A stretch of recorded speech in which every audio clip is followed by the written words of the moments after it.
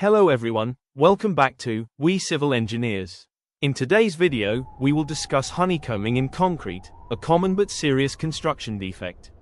We'll understand what honeycombing is, its major causes, structural effects, prevention methods, and the repair techniques used at construction sites.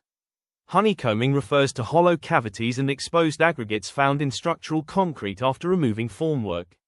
It occurs mainly due to poor consolidation and improper concrete placement. Honeycombed concrete typically appears porous and rough, with loose stones and sometimes exposed reinforcement. These are clear signs that cement paste did not flow properly through the concrete mass.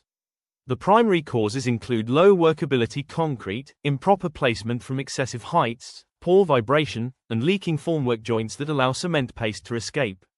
Without adequate vibration, air becomes trapped inside fresh concrete. This creates internal voids, incomplete filling, and weak bonding between aggregates and cement paste. Congested reinforcement acts like a physical barrier that blocks aggregate movement and prevents vibrator needles from reaching deeper layers. This commonly occurs in beam column joints and heavily reinforced foundations. Defective formwork allows slurry paste to leak during vibration.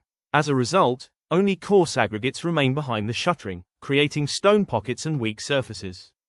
Honeycombing significantly reduces the effective load-bearing area of concrete.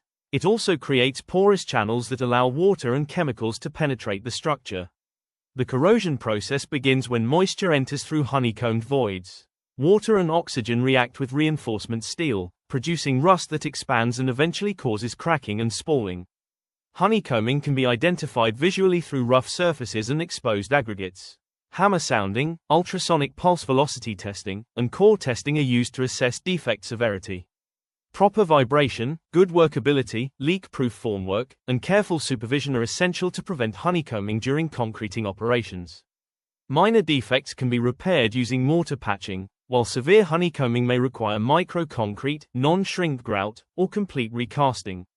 Maintaining proper site practices such as checking formwork, ensuring vibrator availability, and monitoring concrete placement can greatly improve concrete quality.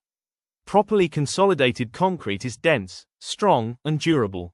In contrast, honeycombed concrete contains voids that weaken the structure and reduce its service life.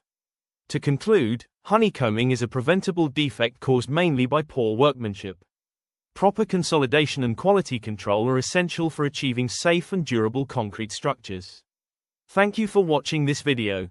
I hope you found this explanation on honeycombing in concrete useful and informative. If you enjoyed the video and learned something new, please don't forget to like, share, and subscribe to We Civil Engineers for more civil engineering and construction related content. And make sure to press the bell icon so you never miss our upcoming videos.